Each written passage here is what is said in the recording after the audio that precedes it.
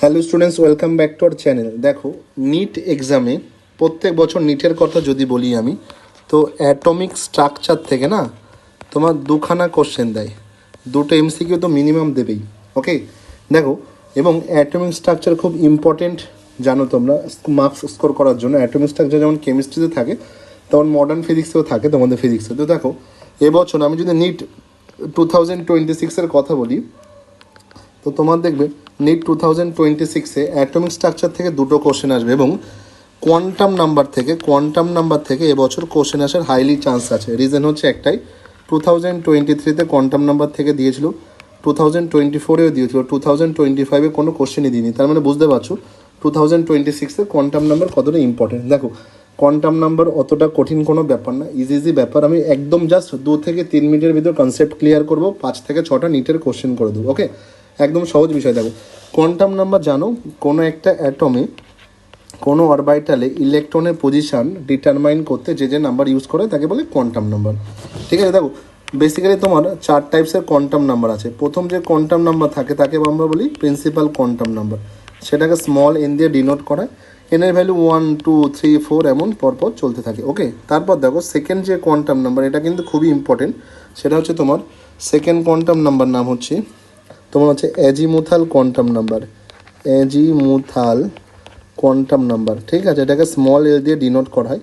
এটা খুব ইম্পর্টেন্ট। দেখো কেন বলি শোনো, তোমার হচ্ছে এল এর ভ্যালু, ঠিক আছে, এল এর ভ্যালু যেটা হবে সেটা হচ্ছে 0 to n-1 হয়। ঠিক আছে, 0 to n-1, কথা বুঝতে পারলে? তার মানে যদি n তোমার 1 হয়, এল এর ভ্যালু কত? 0 হবে। n যদি 2 হয় তাহলে এল এর ভ্যালু কত হবে? 0, 1, ঠিক আছে, এমন হবে আর কি। n3 হলে চলতে থাকবে, বুঝতে পারছো। এল এর ভ্যালু কত হবে? 0, 1, 2 এক্সেট্রা। ঠিক আছে, আর সবচেয়ে ইম্পর্টেন্ট যে ব্যাপার সেটা হচ্ছে, দেখো ভালো করে, যদি তোমার এল 0 হয়, ঠিক আছে, এল 0 হলে এস অরবাইটাল হবে। এল যদি তোমার 1 হয় তাহলে হবে পি অরবাইটাল, আর এল যদি 2 হয় তাহলে হবে ডি অরবাইটাল, এল যদি তোমার 3 হয় তাহলে হবে এফ অরবাইটাল। এটা খুব ইম্পর্টেন্ট। আর নেক্সট যেটা ইম্পর্টেন্ট সেটা হচ্ছে তোমার হচ্ছে ম্যাগনেটিক কোয়ান্টাম নাম্বার। এটাকে আমরা স্মল এম দিয়ে ডিনোট করি। এম এর ভ্যালু হচ্ছে -L to +L, বাস এম দিয়ে মনে রাখলে হয়ে যাবে। সাপোজ তোমার এল এর ভ্যালু 1 এলো, তাহলে এম এর ভ্যালু কত হবে? -1, ঠিক আছে, 0, +1, কথা বুঝতে পারছো আশা করি সবাই? ঠিক আছে, তো এইগুলো মনে রাখলে হবে। আবারও বলি, এন এর ভ্যালু 1, 2, 3, 4, 5, 6, 7, 8 হয়। এটা হচ্ছে দেখো প্রিন্সিপাল কোয়ান্টাম নাম্বারের ভ্যালু। এটা হচ্ছে কোনো একটা শেল, মানে কোনো একটা অ্যাটমের শেল রিপ্রেজেন্ট করে। ঠিক আছে, আর azimuthal quantum number subshell represent করে। ঠিক আছে, এগুলো কিন্তু সব সাবশেল আর কি। ঠিক আছে, আর সবচেয়ে বড় বিষয় যেটা, সেটা হচ্ছে এম এর ভ্যালু বা ম্যাগনেটিক কোয়ান্টাম নাম্বার কী করে তোমার -L to +L হয়। ঠিক আছে, আর এর এম এর ভ্যালু হচ্ছে -L to +L। আর তোমার লাস্ট যে কোয়ান্টাম নাম্বার থাকে সেটা হচ্ছে স্পিন কোয়ান্টাম নাম্বার। ঠিক আছে, স্পিন কোয়ান্টাম নাম্বার, এটা ভ্যালু +12 বা -12 হয়। ঠিক আছে, +12 or -12। ঠিক আছে, এটা কী করে? এটা হচ্ছে কোনো একটা তোমার ইলেকট্রনের স্পিন আর কি মোটামুটি তোমার ডিটারমাইন করে। দেখো, সবার আগে যে কোশ্চেনটা আমি রেখেছি সেটা হচ্ছে নিট 2024 এসেছিলো।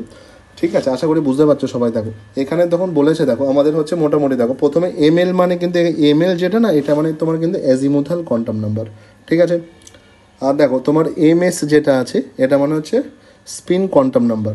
ঠিক আছে, সরি, আচ্ছা আমি একটু বলে দিই, এই এম এল যেটা আছে এটা হচ্ছে magnetic quantum number, M S যেটা আছে এটা হচ্ছে স্পিন কোয়ান্টাম নাম্বার, আর এল মানে হচ্ছে অ্যাজিমুথাল কোয়ান্টাম নাম্বার, আর এন মানে হচ্ছে তোমার প্রিন্সিপাল কোয়ান্টাম নাম্বার।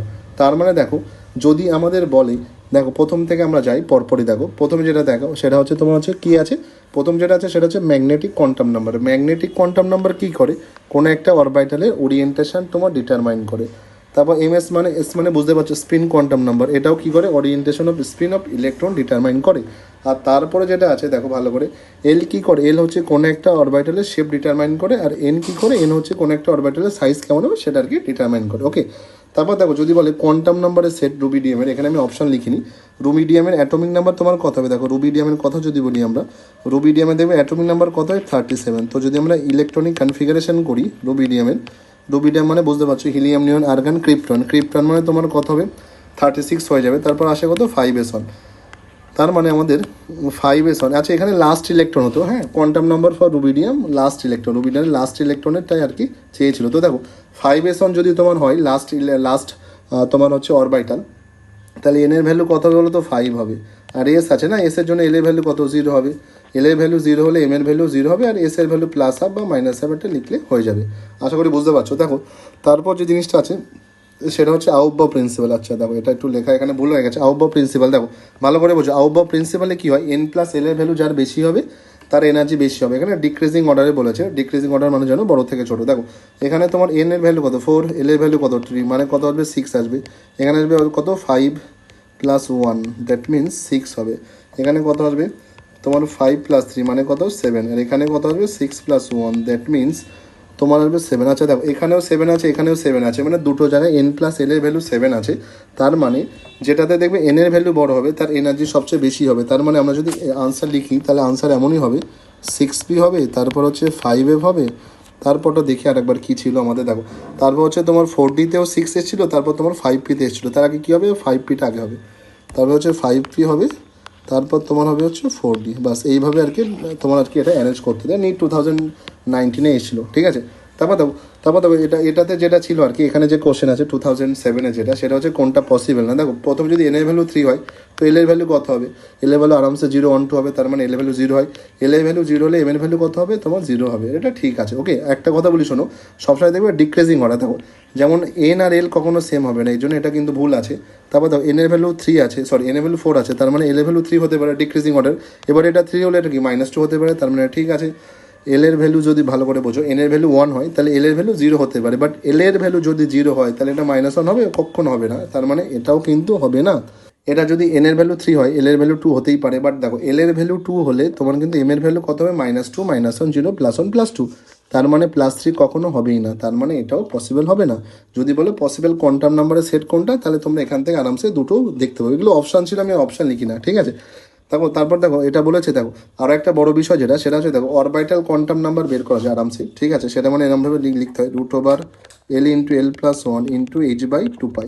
যদি পি অরবিটাল আর ডি অরবিটালে আমাদের অরবিটাল কোয়ান্টাম নাম্বার চেয়েছে, তাহলে পি অরবিটালের ক্ষেত্রে এল এর ভ্যালু কত হবে 1 হবে, 1 1 + 1 × 1 মানে এটা h/2π, তার মানে হবে হচ্ছে √2 = h/2π।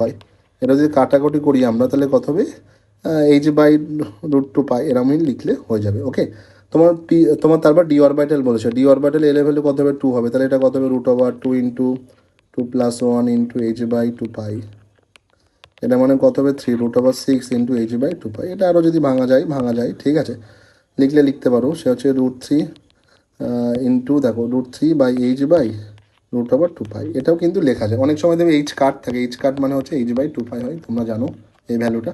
ওকে, তো এই ভ্যালুগুলো থাকে। এছাড়া দেখবে তোমার হচ্ছে অ্যাঙ্গুলার অরবিটাল নাম্বার হয়, তারপর হচ্ছে তোমার অ্যাঙ্গুলার অরবিটাল নাম্বার যেটা হবে, ঠিক আছে, বা সেটা দেখো অ্যাঙ্গুলার অরবিটাল নোড যেটা হবে, ঠিক আছে, অ্যাঙ্গুলার অরবিটাল নোড সেটা, ঠিক আছে, সেটা হচ্ছে এল হয়। আর তোমার হচ্ছে স্ফেরিক্যাল নোড যেটা হয়, স্ফেরিক্যাল নোড, ঠিক আছে, সেটা হবে n-l-1।